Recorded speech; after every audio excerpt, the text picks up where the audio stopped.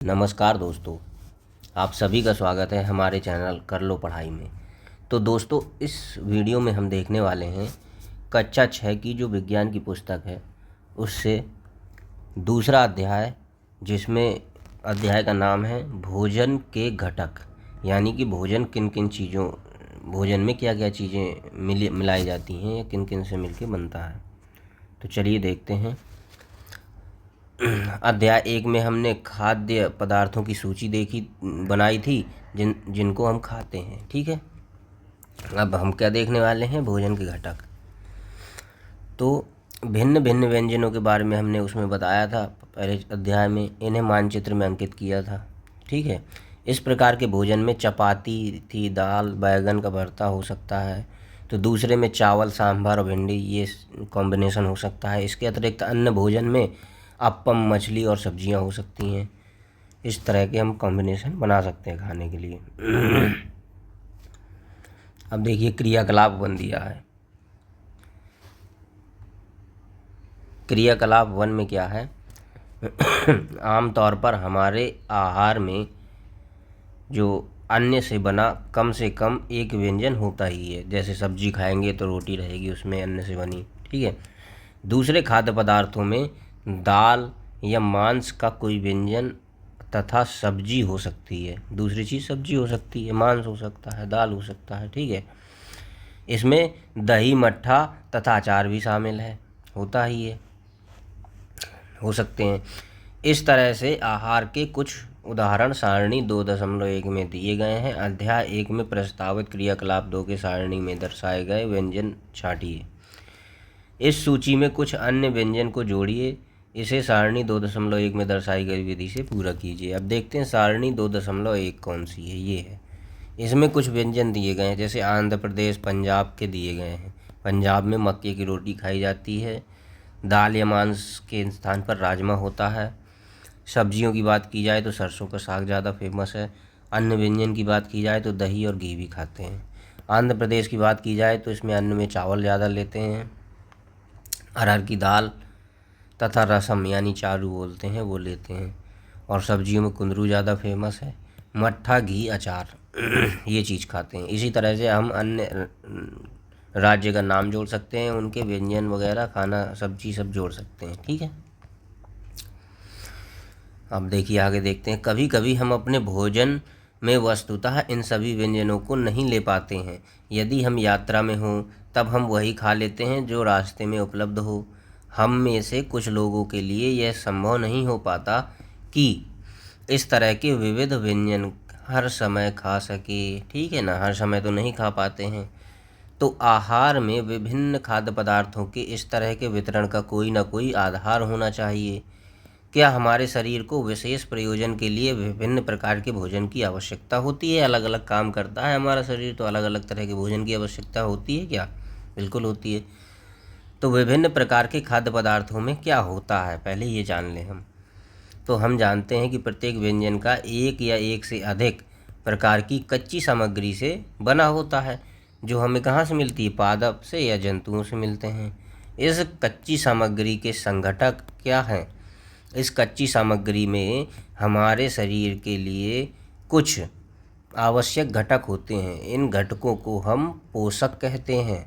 हमारे भोजन में मुख्य पोषक, देखो कुछ घटक का मतलब कुछ हमारे उसमें जिनसे मिलके भोजन बना होता है उसमें वो शामिल रहते हैं। क्या क्या मुख्य पोषक तत्व होते हैं उसमें? कार्बोहाइड्रेट होता है पहली चीज़ तो, ठीक है, और प्रोटीन होता है, वसा होता है, विटामिन होता है तथा खनिज लवण होते हैं। इसके अतिरिक्त हमारे भोजन में रुक्षांश तथा जल भी शामिल है, हम जिनकी हमारे शरीर को आवश्यकता होती है। क्या सभी खाद्य पदार्थों में ये सभी पोषक तत्व उपलब्ध होते हैं? बिल्कुल नहीं होंगे, एक ही खाद्य पदार्थ में नहीं होंगे, अलग अलग खाद्य पदार्थों से सभी चीज़ लेनी पड़ेगी। तो कुछ साधारण विधियों से हम यह जान सकते हैं कि जो कच्ची सामग्री या पके हुए भोजन में कौन सा एक या एक से अधिक पोषक उपस्थित है। ठीक है, जैसे कार्बोहाइड्रेट, प्रोटीन तथा वसा के परीक्षण अन्य पोषकों के परीक्षणों की अपेक्षा सरल हैं। तो आइए हम इन परीक्षणों को करके परीक्षणों को 2.2 में लिखेंगे कि हम अब ये देखने वाले हैं कि परीक्षण करके कि किस भोज्य पदार्थ में कौन सा पोषक तत्व तो मिल रहा है हमको, एक मिल रहा है या एक से अधिक मिल रहा है। ठीक है, तो चलिए पहले सबसे पहले इन परीक्षणों को करने के लिए आपको क्या क्या चाहिए, तो कॉपर सल्फेट तथा कास्टिक सोडा विलयनों की आवश्यकता हमको पड़ेगी। आपको कुछ परखनलियों तथा ड्रॉपर की भी आवश्यकता होगी। ठीक है, कौन कौन से तत्व चाहिए? कॉपर सल्फेट चाहिए और कास्टिक सोडा चाहिए। कॉपर का सल्फेट है, कास्टिक सोडा है। ठीक, इन परीक्षणों को पके हुए भोजन तथा कच्ची सामग्री पर करना पड़ेगा। इन परीक्षणों से प्राप्त परीक्षणों को दर्शाए गए चित्र में लिख सकते हैं। इस सारणी में कुछ खाद्य पदार्थ दर्शाए गए हैं। अपना परीक्षण इन पर या अन्य किसी उपलब्ध खाद्य पदार्थ पर कर सकते हैं। चलिए, इन परीक्षणों को सावधानी से कीजिए। किसी भी रसायन को खाने या चखने का प्रयास मत कीजिए, नुकसान कर सकता है। यदि आवश्यक विलयन तत्काल उपलब्ध नहीं है तो आपके अध्यापक निम्न विधि से उन्हें तैयार करा सकते हैं। कैसे? देखिए, विभिन्न खाद्य पदार्थों की जांच करके देखें कि किसमें कार्बोहाइड्रेट उपस्थित है। हमको क्या जांच करनी है? कार्बोहाइड्रेट की। तो कैसे करेंगे? कार्बोहाइड्रेट कई प्रकार के पहली बात तो होते हैं। हमारे भोजन में पाए जाने वाले मुख्य कार्बोहाइड्रेट का नाम है मंड और शर्करा, इन दोनों के रूप में पाए जाते हैं। ठीक है, तो इसके लिए हमको आयोडीन का विलयन पहली चीज़ तो चाहिए। तो आयोडीन का तनु विलयन बनाने के लिए जल से भरी आधी भरी परखनली में कुछ बूंदे टिंचर आयोडीन मिला देना है। टिंचर आयोडीन मिला दीजिए। ठीक है, उसकी तो ये आयोडीन का तनु विलयन बन जाएगा। टिंचर आयोडीन कहाँ पे मिलेगा? ये मिल जाएगा दुकान में, प्रयोगशाला वाली दुकान में। ठीक है, कॉपर सल्फेट विलयन बनाना है। तो कॉपर सल्फेट विलयन 100 मिलीलीटर जल ले लेंगे, उसमें 2 ग्राम कॉपर सल्फेट घोल देंगे, तो ये कॉपर सल्फेट का विलयन बन जाएगा। 100 ml जल लेना है, 2 ग्राम कॉपर सल्फेट घोलना है। ठीक है, अब तीसरी चीज़ जो है कास्टिक सोडा का विलयन बनाना है। तो 100 मिलीलीटर जल में 10 ग्राम कास्टिक सोडा घोल देंगे। 100 ग्राम क्या लेंगे? 100 ml, 100 ml न जल लिया हमने, 10 ग्राम कास्टिक सोडा उसमें घोल दिया, तो वो कास्टिक सोडा विलयन बन जाएगा। ठीक है, चलिए अब देखते हैं मंड के लिए कैसे परीक्षण करेंगे। परीक्षण के लिए खाद्य पदार्थ या कच्ची सामग्री की एक अल्प मात्रा हमको छोटा सा टुकड़ा उसमें लेना है। किसमें? परखनली में। इसमें तनु आयोडीन विलयन की 2 या 3 बूंद डाल दीजिए। ठीक है, खाद्य पदार्थ की रंग में होने वाले परिवर्तन को अब हमको ध्यान से देखना है। क्या यह नीला या काला हो गया है? यह नीला या काला जो रंग है मंड की उपस्थिति दर्शाता है। अगर नीला काला हो गया वो, तो जैसे इसमें देखो, ये रोटी का टुकड़ा लिया इन्होंने छोटा सा, उसमें इन्होंने क्या किया? आयोडीन की बूंद डाल दी 2-3 तो जहाँ जहाँ पर बूंद डाली है वहाँ पे नीला नीला काला काला जैसे धब्बा दिख रहे हैं, जैसे इनमें देखो दिख रहा है। ठीक है, तो इसका मतलब इसमें कार्बोहाइड्रेट उपस्थित है। ठीक है, यानी मंड की इसकी उपस्थिति का पता चल गया। ठीक है, आगे देखिए। अब हमको और देख सकते हैं हम कि किस किस में मंड है। अन्य चीज़ों, अन्य खाद्य पदार्थों में भी इसकी जांच कर सकते हैं। प्रोटीन के लिए परीक्षण देखते हैं। तो इसके लिए क्या करना है? प्रोटीन के परीक्षण के लिए किसी खाद्य पदार्थ की थोड़ी मात्रा लीजिए। जिस खाद्य पदार्थ का परीक्षण करना है ठोस है यदि वह, तो पहले उसका पेस्ट अथवा चूर्ण बनाने की आवश्यकता होती है। ठीक है, पदार्थ की थोड़ी मात्रा को पीस लेना है, मसल कर उसको चूर्ण के रूप में एक परखनली में डाल देना है बना के। फिर 10 बूंद जल डालकर उसे अच्छी तरह से हिला लेना है। अब ड्रॉपर की सहायता से परखनली में 2 बूंद कॉपर सल्फेट का विलयन डाल देना है तथा 10 बूंद कास्टिक सोडा का विलयन डाल देना है। 2 बूंद कॉपर सल्फेट और 10 बूंद कास्टिक सोडा, 2 और 10 डालना है। ठीक है, 2 कॉपर सल्फेट और 10 कास्टिक सोडा डाल दिया। अच्छी तरह से हिलाना है इसको। कुछ मिनट में परखनली को रख देना है। तो क्या परखनली का जो पदार्थ है इस तरह से कास्टिक सोडा और कॉपर सल्फेट, ये दोनों को। तो 2 बूंद इसका लेना है और 10 बूंद इसका लेना है, ठीक है। इसके बाद बैगनी रंग का अगर वो विलयन हो जाएगा तो हो गया है, तो बैगनी रंग खाद्य पदार्थ में प्रोटीन की उपस्थिति दर्शाता है। इसका मतलब क्या है कि उसमें प्रोटीन की उपस्थिति है। अन्य मतलब खाद्य पदार्थों में भी हम प्रोटीन की उपस्थिति की जांच इस तरह से कर सकते हैं। अब देखिए वसा के लिए कैसे परीक्षण करेंगे। तो खाद्य पदार्थ की अल्प मात्रा लेनी है, इसे एक कागज़ के टुकड़े में लपेटकर कूट देना है। ध्यान रखना है कि कागज़ फट ना जाए। अब कागज़ को सीधा करना है और ध्यानपूर्वक देखना है क्या इस पर तेल के धब्बे हैं। कागज़ को किसी प्रकाश के सामने लाएं। क्या यह आपको इस धब्बे से होकर आने वाला धुंधला प्रकाश दिखाई दे रहा है? अगर हाँ ऐसा है तो कागज़ पर तेल का धब्बा खाद्य पदार्थ में वसा की उपस्थिति दर्शाता है। अगर तेल का धब्बा उसमें पड़ रहा है कागज़ में, इसका मतलब उसमें खाद्य पदार्थ में वसा की उपस्थिति पाई जा रही है, ठीक है। खाद्य पदार्थ में कभी कभी जल भी कुछ मात्रा में हो सकती है, तो इस दशा में इस खाद्य पदार्थों को कागज़ पर धीरे धीरे रगड़ना है और कुछ समय के लिए कागज़ को सुखा देना है। अगर जल होगा तो उड़ जाएगा, तो सुखा देना है ताकि यदि खाद्य पदार्थ में जल हो तो वह सूख जाए। इसके बाद यदि कागज़ पर तेल का कोई धब्बा ना रहे तो पता चलता है कि खाद्य पदार्थ में वसा उपस्थित नहीं है, और अगर धब्बा रहे तो इसका मतलब उसमें उपस्थित है वसा, ठीक है। ये परीक्षण हम क्या दर्शाते हैं, क्या वसा, प्रोटीन तथा मंड उन सभी खाद्य पदार्थों में उपस्थित हैं जिनका आपने परीक्षण किया है, ठीक है। परीक्षण किया है। क्या एक खाद्य पदार्थ में एक से अधिक पोषक तत्व उपस्थित होते हैं? क्या आपने कोई ऐसी खाद्य पदार्थ पाया है जिसमें इनमें से कोई भी पोषक तत्व उपस्थित ना हो? तो एक से अधिक हो सकते हैं, ठीक है, कोई दिक्कत नहीं। हमने 3 पोषकों कार्बोहाइड्रेट, प्रोटीन और वसा के लिए खाद्य परीक्षण कर लिया है। विटामिन तथा खनिज लवण जैसे अन्य पोषक भी हमारे विभिन्न खाद्य पदार्थों में उपस्थित रहते हैं। इन सभी पोषकों की हमें क्यों आवश्यकता होती है? तो देखो, विभिन्न पोषक हमारे शरीर के लिए क्या करते हैं, हम पहले ये समझते हैं। तो कार्बोहाइड्रेट होता है, मुख्य रूप से हमारे शरीर को ऊर्जा प्रदान करते हैं। वसा से भी हमको क्या मिलती है? ऊर्जा मिलती है। वास्तविकता यह है कि कार्बोहाइड्रेट की तुलना में वसा की समान मात्रा से हमें अधिक ऊर्जा मिलती है। वसा और कार्बोहाइड्रेट युक्त भोजन को ऊर्जा देने वाला भोजन भी कहते हैं, ठीक है। अब देखते हैं कुछ चीज़, कार्बोहाइड्रेट के कुछ स्रोत कहाँ से हमको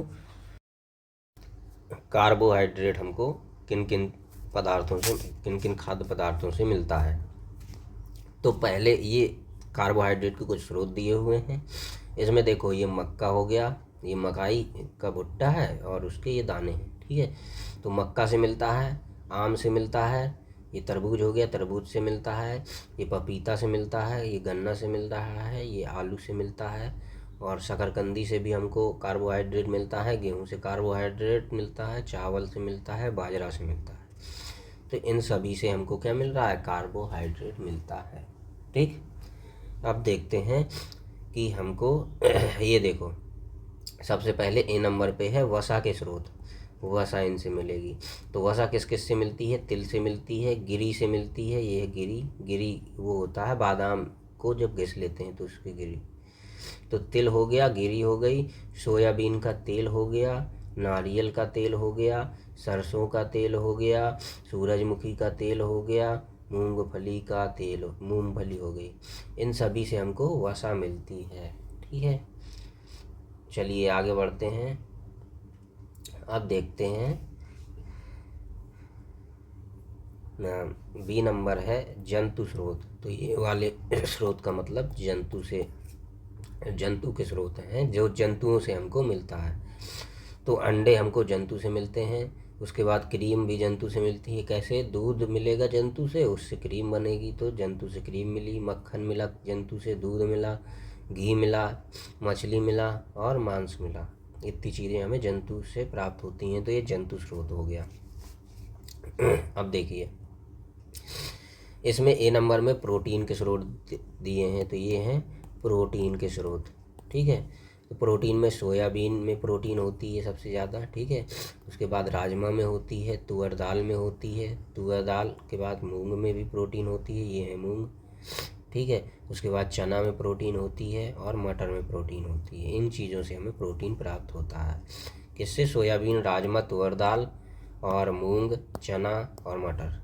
ठीक, इसके बाद आगे बढ़ते हैं तो अब देखते हैं प्रोटीन जो प्राप्त हो रहा है, ये तो पौधों वाले स्रोत हो गए। अब इसके बाद देखेंगे कि जंतु से कहाँ से हमको प्रोटीन मिलेगा।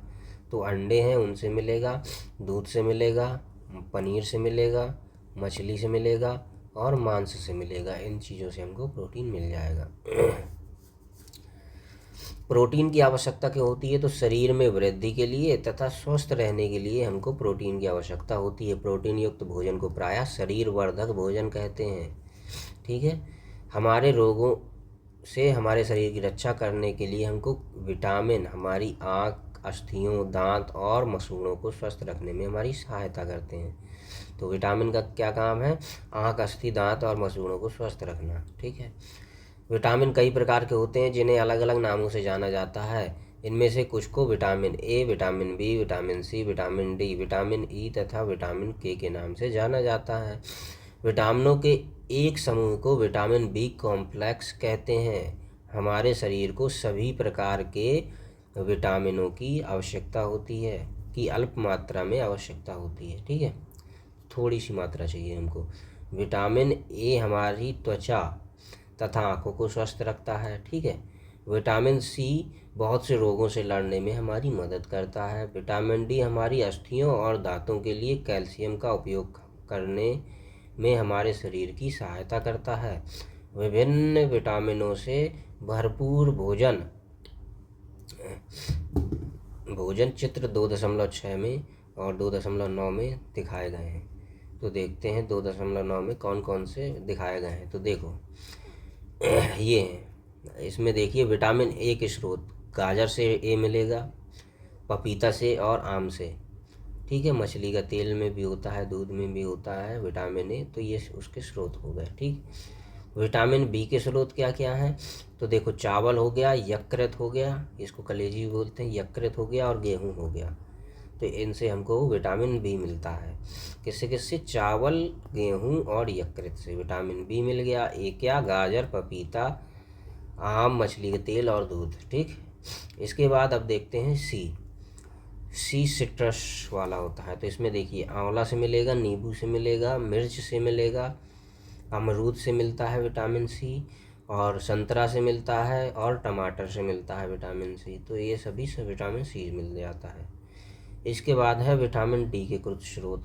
तो विटामिन डी कहाँ से मिलता है? अंडे से मिलता है, मछली से मिलता है, मक्खन से मिलता है और ये मांस से मिल जाता है और दूध से भी मिल जाता है। तो विटामिन डी के स्रोत हो गए। ठीक है,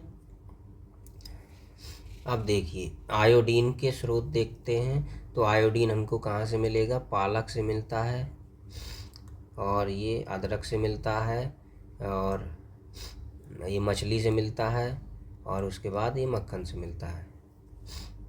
इसके बाद देखिए फास्फोरस के कुछ स्रोत हो गए।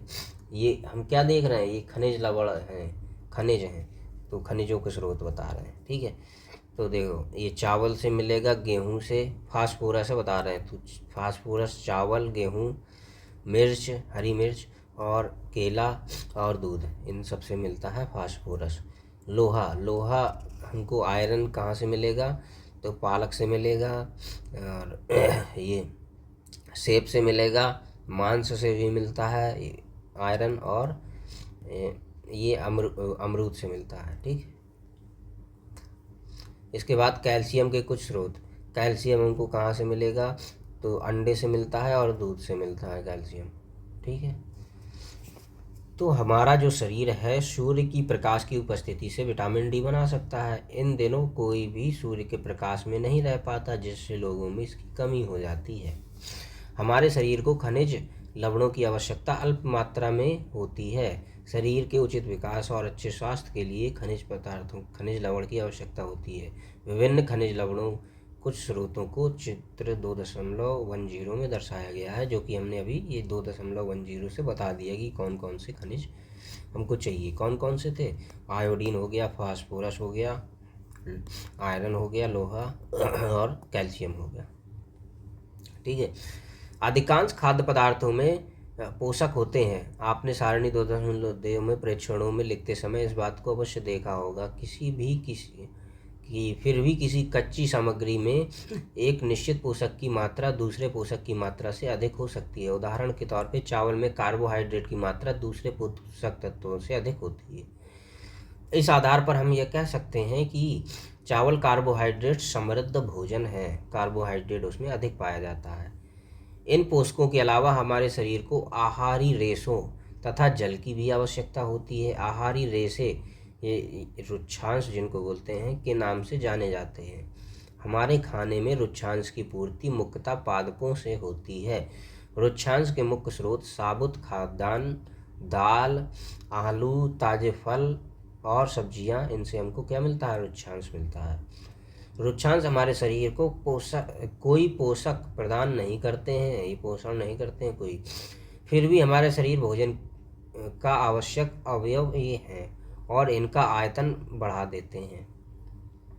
रुक्षांश बिना पचे भोजन को बाहर निकालने में हमारे शरीर की सहायता करते हैं। क्या काम करते हैं? भोजन को हमारे शरीर से बाहर निकलने में मदद करते हैं। जल भोजन में उपस्थित पोषकों को अवशोषित करने में हमारे शरीर की सहायता करता है। यह कुछ अपशिष्ट पदार्थों जैसे कि मूत्र तथा पसीने को शरीर से बाहर निकालने में सहायता करता है। जल, ठीक है।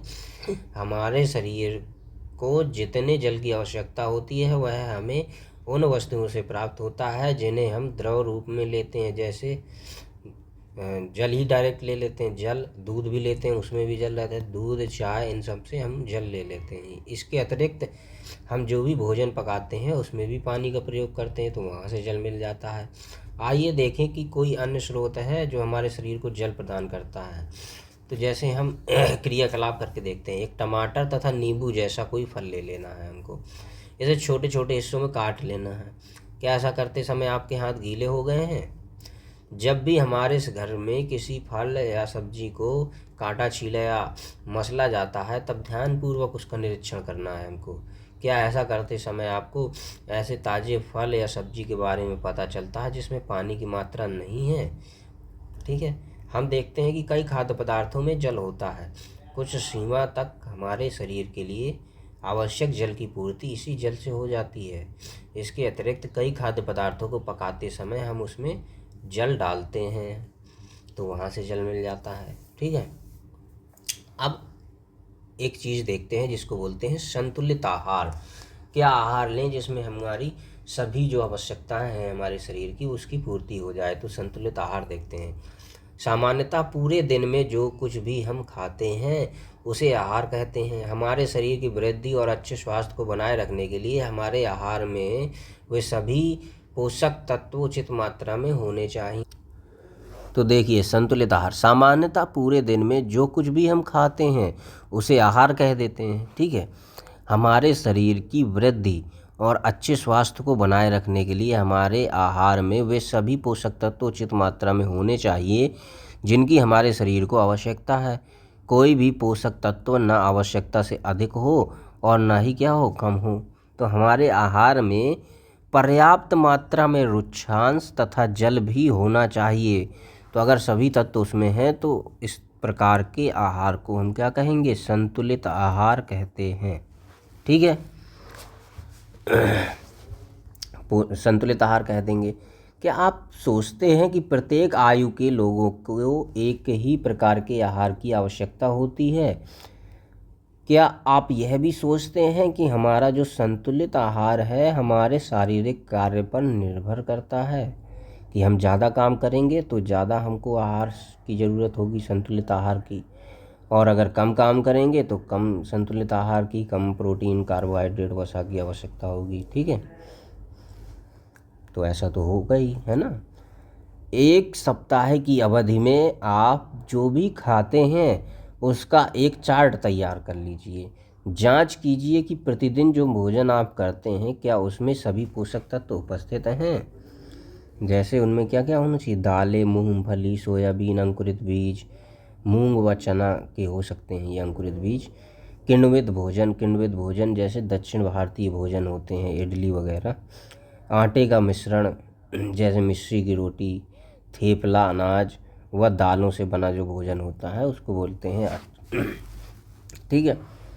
इसके बाद केला, पालक, सत्तू, गुड़, उपलब्ध सब्जियां जो भी हैं तथा इसी प्रकार के अन्य भोजन कई पोषक उपलब्ध कराते हैं। ठीक है, इसलिए कोई भी व्यक्ति अल्प व्यय में भी संतुलित आहार खा सकता है।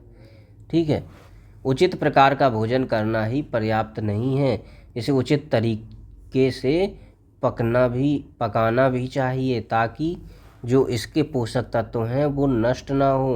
क्या आप जानते हैं कि पकाते समय कुछ पोषक तत्व जो हैं नष्ट हो जाते हैं। चलिए आगे देखते हैं। छिलका उतारकर यदि सब्जियों और फलों को धोया जाता है तो यह संभव है कि उनके कुछ विटामिन नष्ट हो जाएं। सब्जियों और फलों की त्वचा में कई महत्वपूर्ण विटामिन तथा खनिज लवण होते हैं, तो चावल और दालों को बार बार धोने से उनमें उपस्थित विटामिन और कुछ खनिज लवण अलग हो सकते हैं। ठीक है, तो इस चीज़ का हमको ध्यान रखना चाहिए। अब देखिए आगे देखते हैं। हम सभी जानते हैं कि पकाने से भोजन का स्वाद बढ़ता है तथा इसे पचाने में आसानी होती है। इसके साथ साथ पकाने में कुछ पोषक तत्वों की हानि भी हो सकती है। यदि भोजन पकाने में अत्यधिक जल का उपयोग किया जाता है और बाद में उसे फेंक दिया जाता है तो कई लाभदायक प्रोटीन तथा खनिज लवणों की भी हानि हो जाती है उसमें। तो पकाने में विटामिन सी आसानी से गर्मी में नष्ट हो जाता है।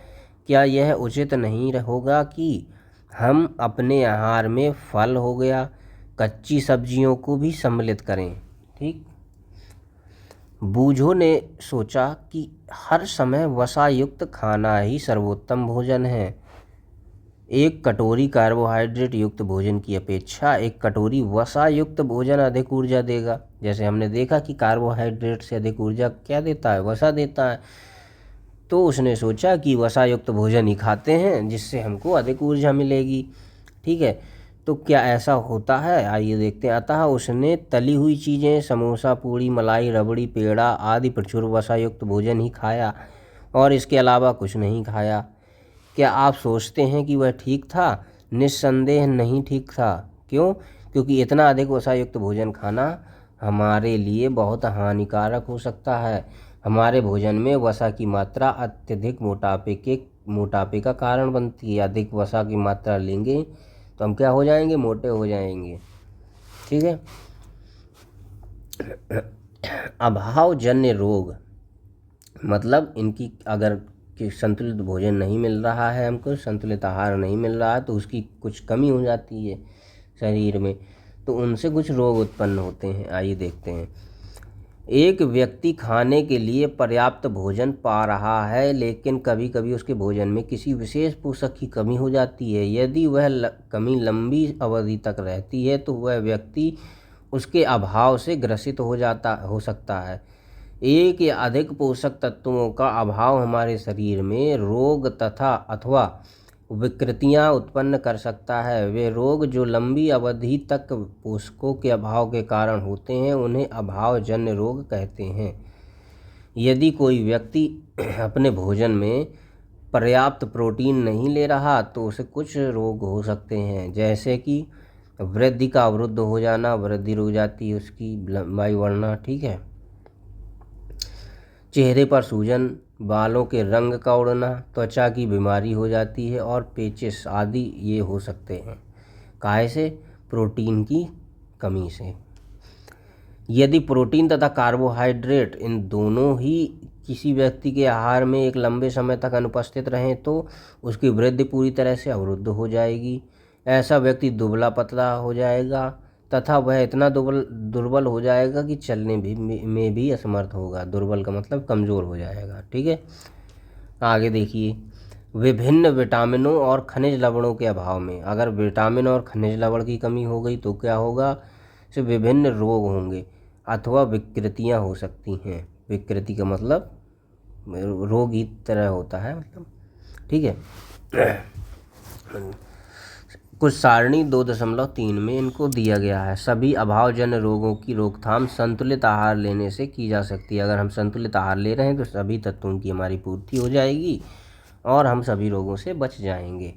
ठीक है, अब देखिए 2.3 में हम दिखाते हैं आपको कि कौन कौन से रोग हो सकते हैं। जैसे विटामिन ए है, विटामिन ए की कमी से क्षीणता या दृष्टिहीनता नामक रोग या विकार हो सकता है। ठीक है, इससे कमज़ोर दृष्टि हो जाती है, अंधेरे यानी रात में कम दिखाई देता है, कभी कभी पूरी तरह से दिखाई देना बंद हो जाता है विटामिन ए की कमी से। अब देखिए विटामिन B1 से, इसकी कमी से बेरी बेरी रोग हो जाता है।